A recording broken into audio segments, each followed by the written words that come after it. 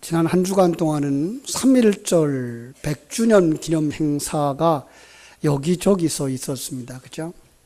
지난 주일을 우리 대한예수교장로회 합동 측 교회에서는 3.1절 100주년 기념 예배로 공통의 본문을 가지고 말씀을 나누자고 계속했고, 우리 한남노회는 그날 주일 저녁 7시에 우리 한남노회가 한 60년 됐습니다. 그래서 60년의 그 노회사를 발간을 기념하고 또 3.1절 기념 예배를 이 화랑교회에서 가졌습니다. 대한예수교 장로회 합동측 총회는 서울에 있는 소대문 교회에서 연합 예배를 가졌고요. 엊그제는 3월 1일이라고 해서 전국적으로 많은 3.1절 행사들을 우리는 TV를 통해서나 뉴스를 통해서 보셨을 겁니다. 거기에 따라오는 한결같은 행동이 아마 만세 삼창은 아니었을까. 그죠? 대한민국 만세를 외치는 이들의 모습.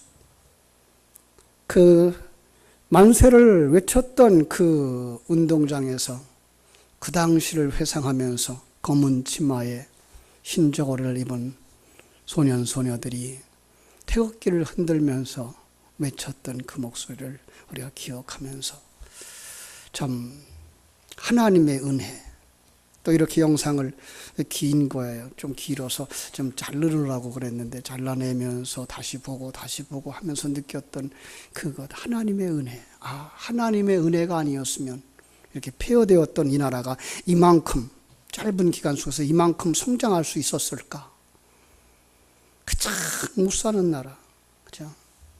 태국만도 못하고 필리핀만도 못한 그들의 절반도 안 되는 그런 생활비를 가지고 살았던 폐허에서 헐벗고 굶주리는 그 상황에서 살았던 우리 아버지들의 모습, 우리 어머니들의 모습, 고통과 그 가난을 경험하던 우리 부모님들을 생각하다가 아직도 고통, 고난, 가난을 겪고 있을 북녘 동포들을 떠오르게 되었습니다. 그러면서 문득 지나가는 게 뭐예요? 27일 날, 28일 날 베트남 하노이에서 미국의 트럼프 대통령과 북한의 김정은 국방위원장의 제2차 북미 정상회담. 너무 요구하는 것들이 달랐고 생각하는 것들이 달라서 이제 좋은 결론을 내지 못하고 이렇게 헤어졌습니다만은 줄다리기의 명수들이라고 말합니다. 그래서 그것도 줄다리기 중에 하나일까라는 생각을 하면서 과연 그들의 마음 속에 저 북녘 땅에 헐벗고 굶주리는 이들을 생각하는 그 아픔이 있을까? 오늘 이 땅에 살아가는 우리는 한민족이라고 말하면서 과연 저 북녘 땅을 바라다보고 안타까워하는 남북이 빨리 통일이 되어져서 그들 속에 자유가 주어지고 그들 속에 신앙이 주어졌으면 하는 그 생각을 가지고 일하는 애국자가 있을까? 아니, 애국자는 없을까? 애국자가 어떤 사람일까? 애국자가 어떤 사람일까를 묵상하다가 성경 속에 나오는 애국자들을 이렇게 살펴보았어요. 그러다가 오늘 한 사람을 만났는데 그가 느헤미야입니다. 바벨론의 포로로 잡혀간 사람. 포로로 잡혀가서 왕이 바뀌었어요. 왕이 바뀌고 20년의 세월이 지났어요.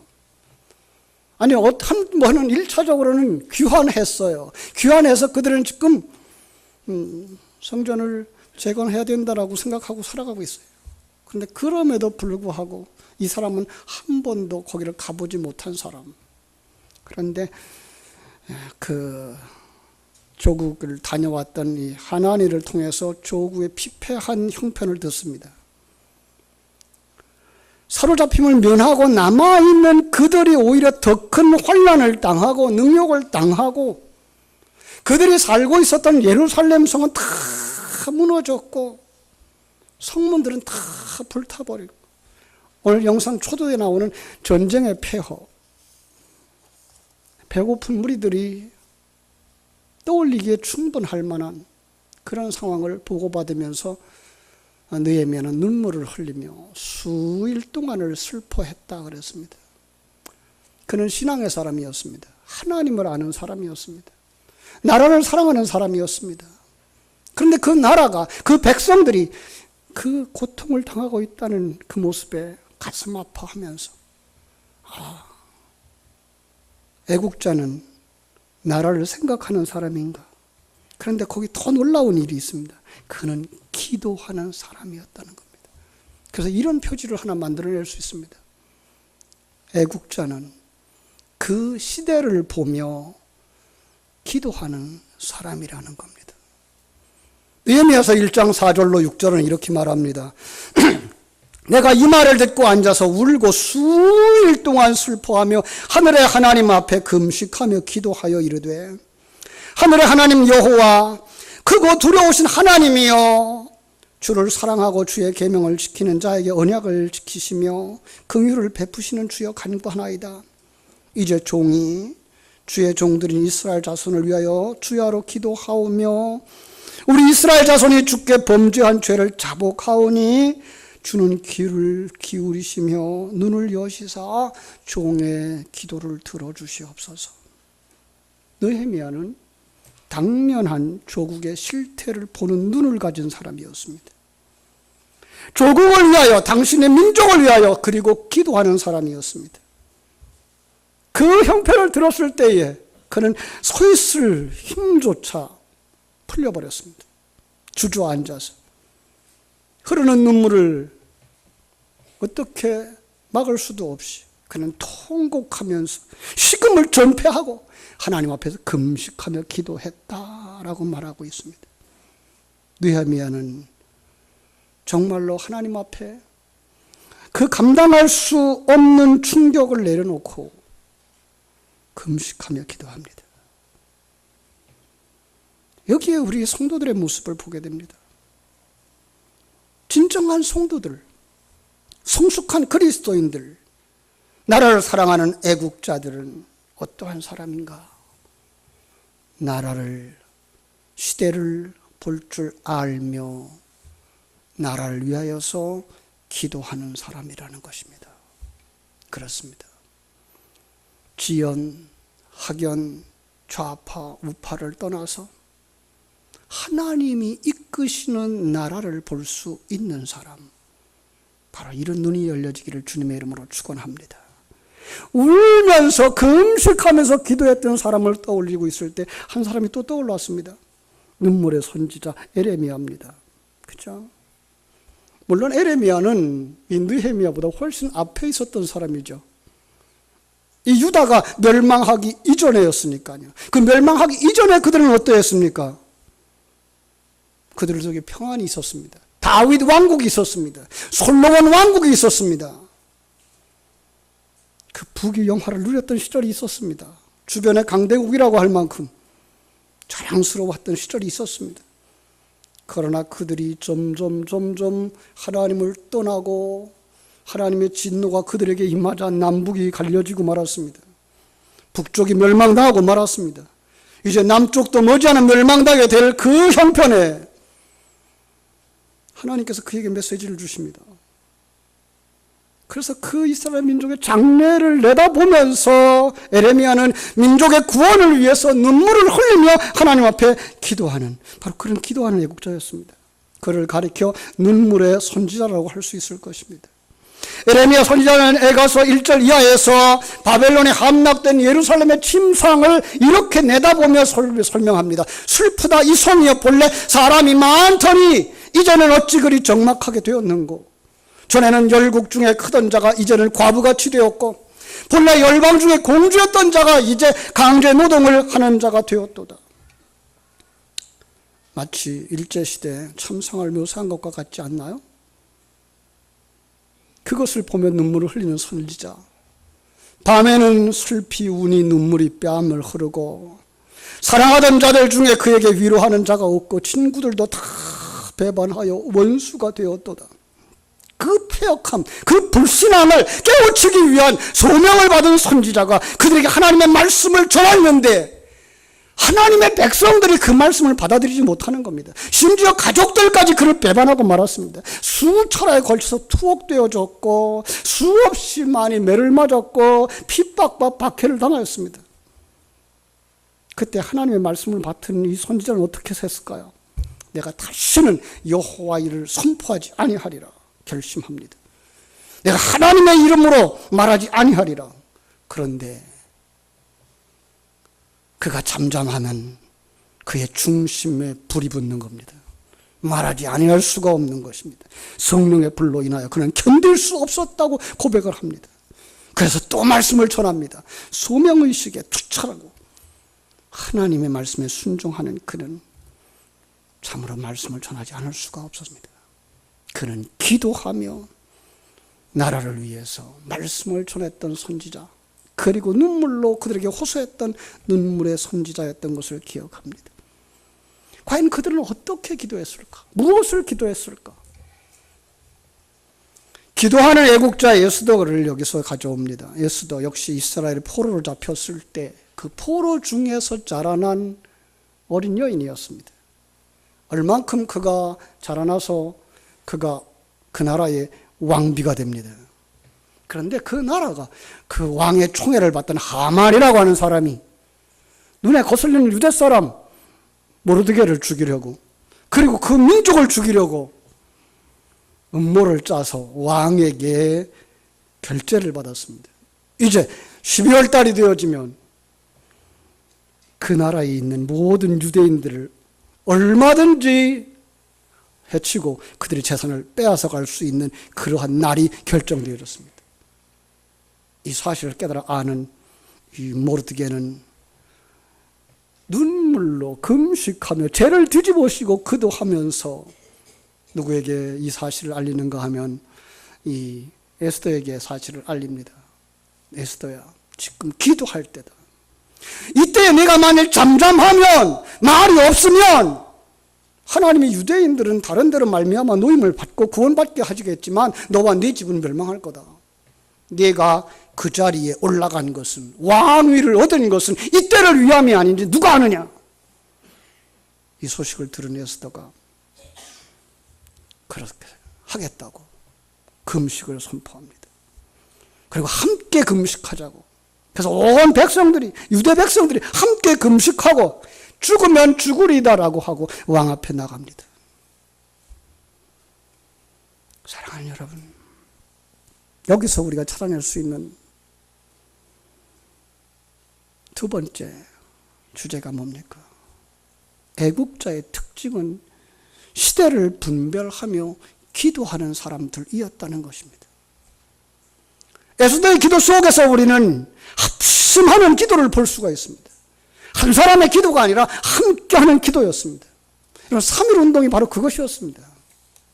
혼자 태극기를 들고 나가자는 것이 아닙니다. 함께 나가자는 것입니다. 그런 면에서 하나님께서 이 땅에 지금 몇 년째 12월 달만 되면 계속되어지는 21일 동안의 다니엘 기도회, 이건 지금 전국 교회가, 아니요, 전 세계에 있는 한인들 교회까지 지난해 1만 교회가 참여를 했습니다. 금년에는 얼마나 참석할지 모릅니다. 지금은 더 조직을 강화하고 있기 때문에 하나님께서 우리에게 주신 그러한 기도할 수 있는 분위기를 만들어 가시는 것 아닌가라는 생각을 합니다. 여러분, 기도는 영적 싸움입니다. 이스라엘 민족을 멸절시키려고 하는 이 페르시아의 하만의 정책 배후에는 사단의 역사가 있었던 것입니다. 성경은 그래서 우리 믿음의 사람들의 배후에 있는 사단의 역사를 뭐라고 말합니까? 혈과 육에 대한 것이 아니고 정사와 권세와 이 어두운 세상 주관자들과 하늘에 있는 악한 영들이라고 말하고 있습니다. 그들과의 싸움입니다.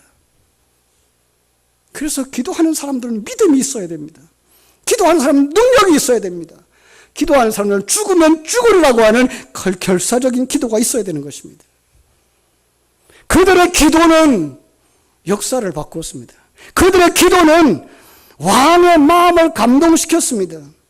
오늘 본문에 나오는 느헤미야는 아닥사스다 왕의 마음을 감동시켰고요. 에스더는요, 아하수에로 왕을 감동시켰고요. 다니엘 역시 바벨론에서 총리를 하다가, 그죠? 느부갓네살 왕을 변화시켰습니다. 일제 36년 식민지 속에서 성도들의 기도는 미국을 변화시켰고요. 6.25 전쟁 당시에 성도들의 기도는 유엔을 감동시켜서 유엔 연합군을 파송하게 됐고요. 여러분, 이 시대에 살아가는 우리들 기도해야 될 때라고 믿습니다. 성경은 기도해야 할 이유에 대해서 이렇게 말합니다. 엘리야는 우리와 성령이 같은 사람이라되 그가 비가 오지 않기를 간절히 기도한 즉 3년 6개월 동안 땅에 비가 오지 아니하고 다시 기도하니 하늘이 비를 주고 땅이 열매를 맺었느니라. 여러분, 기도하니 하나님이 역사하는데 사람을 감동시킬 뿐만 아니라 하나님이 기뻐하시는 상황으로 환경을 이끌어 가시더라는 것입니다. 기도만 하면 됩니까? 여기 애국자들의 모습을 다시 한번 살펴봅니다. 그들은 행동하는 이들이었다는 것입니다. 기도로 끝나지 아니고 행동하는 사람들. 여기 느헤미야가 그런 사람이었습니다. 성경 속에 나오는 많은 인물들이 그런 사람들이었습니다. 느헤미야는 포로로 잡혀가서 술 맡은 관원이었지 않습니까? 술을 식탁에 올리는 일을 하도록 되어져 있습니다. 그는 한 번도 그 일을 소홀히 한 적이 없습니다. 그렇습니다. 애국자는 자기가 머무르는 자리에서 자기에게 주어진 직무를 충성하는 사람들입니다. 왜냐하면 역사를 주장하는 분이 나라의 왕이 아니고 하나님이라는 사실을 믿기 때문입니다. 그렇습니다. 그래서 우리는 하나님이 허락하신 그 환경 속에서 자기에게 주어진 직무를 충성스럽게 감당하며 내가 믿음의 사람으로 어떻게 해야 될 것인지, 무엇을 해야 될 것인지를 찾는 사람입니다. 느헤미야는 왕과의 독대가 이루어졌습니다. 그는 자신의 마음에 담긴 민족적 아픔을 이야기하게 되어졌고, 왕이 그 일에 관심을 가질 때 담대하게 그 일을 해결할 수 있도록 나를 사용하여 달라고, 보내달라고 이야기합니다. 그렇습니다. 자기 사명이 무엇인지 아는 사람, 그 사명을 감당하는 일에 자신이 사용되어져야 한다는 사실을 깨닫고 위험과 고통과 아픔 속으로 뛰어들었던 것입니다. 그뿐만 아니라 그 일을 처리하는 데 있어서 그는 하나님께 지혜를 구했고 자신이 가진 모든 은사와 능력을 활용함으로 말미암아서 자신의 유익이 아니라 나라와 민족을 위해서, 그리고 하나님의 영광을 위해서 하나님의 일을 하는 자로 서게 됩니다. 오늘 본문에 보면 그 관심을 가졌을 때 그는 이렇게 이야기하죠.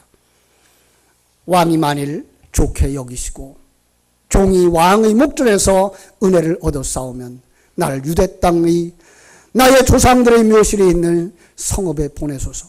그 성을 건축하게 하옵소서 합니다. 그 앞에, 바로 앞에 그는 어떻게 합니까? 하나님께 묵도하였다라고 말하고 있습니다.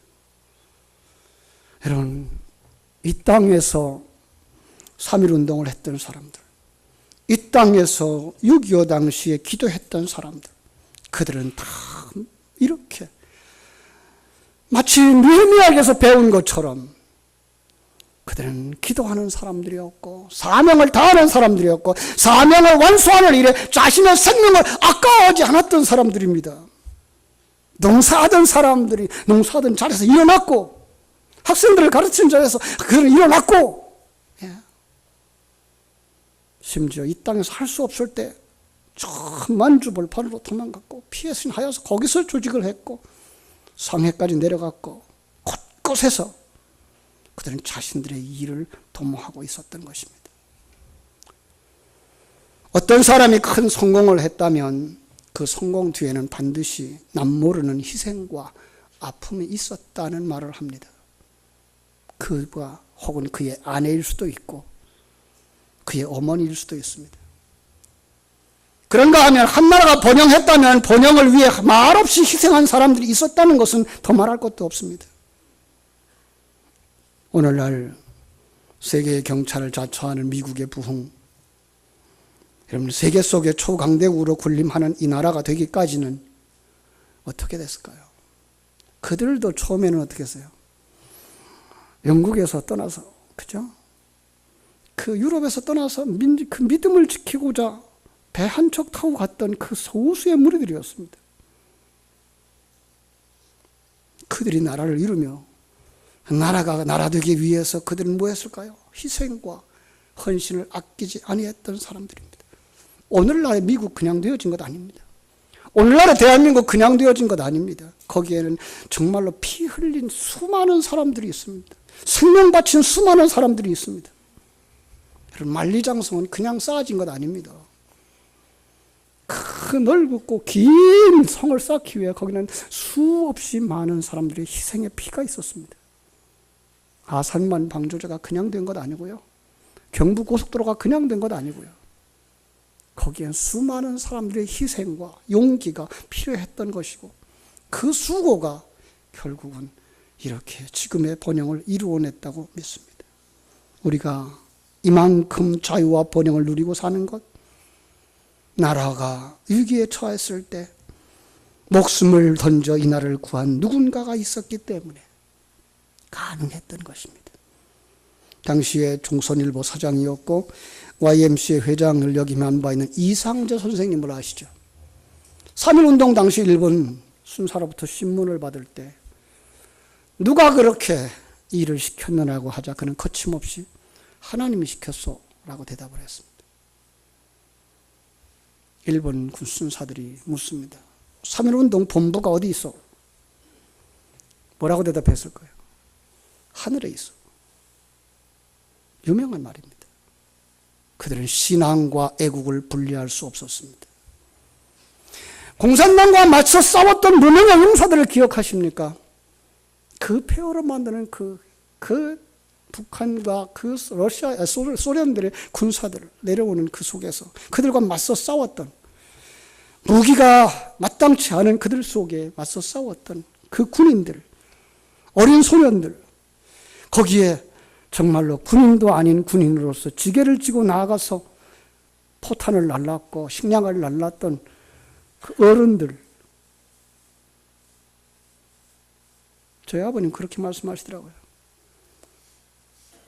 비탈길에다가 줄줄이 늘어서서 포탄을 올려가는 겁니다. 밑에 사람이 그 실탄 탄 그 박스를 발 밑에다 올려주면, 머리 위에 발 밑에다 올려주면 자신도 그걸 들어서 다음 사람 발 밑에다 올려주고, 올라오면 되는데 안 올라오면 졸다가 잠자다가 아침에 깨어나니까 아래 위에 사람들이 다 죽어 있더라는 거예요. 그 피 흘림, 그 희생. 여러분, 이 경제 발전의 그 바탕에는 여러분 그런 희생들이 없는 줄 압니까? 수없이 많은 피 흘림, 희생. 독일에 갔던 간호사들, 아직도 돌아오지 못하는 분들이 있습니다. 탄광에서 일하던 분, 생명을 잃고 돌아오지 못한 분들이 얼마나 많은지 모릅니다. 여러분, 지금 그 위에 우리가 서 있는 것입니다. 나라 없이는 그 나라의 교회도 존재할 수 없습니다. 이제 이런 의미에서 우리는 이 마지막 시대에 진정한 애국자들로 부름받고 있다는 사실을 깨달아 알아야 할 줄로 믿습니다. 우리가 살고 있는 이 나라, 오늘 영상의 맨 마지막 부분처럼 다음 시대에게 정말 자랑스러워할 만한 나라를 물려주기 위하여 나는 무엇을 해야 할 것인가를 묵상하고요. 더 필요한 것이 있습니다. 우리는 이 나라만 위해서 사는 자들이 아닙니다. 하나님의 나라를 위해서 사는 사람들입니다. 그래서 우리에게 가르쳐 주신 주님의 말씀이 있습니다. 너희는 먼저 그의 나라와 그의 의를 구하라고 말씀하시는 것입니다. 그의 나라를 만들기 위하여서 가장 애국자들은 예수 그리스도가 이 땅에 오신 것 아십니까? 그는 내려올 수 없는 자리까지 내려왔습니다. 하나님이신 그가 낮고 낮은 이 땅의 죄인들의 자리, 심판받고 지옥에 떨어질 수밖에 없는 우리의 자리까지 내려오셔서 우리를 품에 안으시고 십자가에서 죽어주심으로 말미암아서 하나님의 나라를 세우는 모퉁이 돌이 되셨습니다. 그리고 하나님은 이 땅을 떠나 천국으로 가시면서 우리에게 그 사명을 맡겨주셨습니다. 나도 너희를 보낸다. 이제 이 땅에서 우리가 하나님의 나라를 위한 애국자로 살아야 되며, 주님이 모퉁이 돌로 서 계시기 때문에 우리들도 바로 그를 따라서 돌이 되어져 성전을 세워나갈 때 하나님의 나라는 완성되어지는 줄로 믿습니다. 오늘도 이 나라를 위하여서 누가 우리를 위하여 갈고 찾으실 때에 그 하나님 앞에 내가 여기 있습니다, 나를 보내주시옵소서라고 자원할 수 있는 사람들, 기도할 수 있는 사람들, 행동할 수 있는 사람들, 마침내 하나님이 주신 지혜와 명철과 능력 가지고 느헤미야처럼 자기 백성들을 이끌고 돌아가서 성전을 건축하고 성을 완성시키는 사람들, 바로 여러분들입니다. 그러기 위해 우리는 뭐 해야 됩니까? 준비해야 됩니다. 영적 전투할 수 있도록 준비해야 됩니다. 완전한 무장을 갖출 수 있도록 준비해야 됩니다. 마침내 하나님의 영광을 드러내며 자손 만대로 기억되는 이 마지막 시대의 애국자들, 바로 이 시간 예배하는 여러분들이 되어지기를 주님의 이름으로 축원합니다. 기도하겠습니다. 하나님 우리 아버지, 크신 은혜와 사랑을 감사합니다.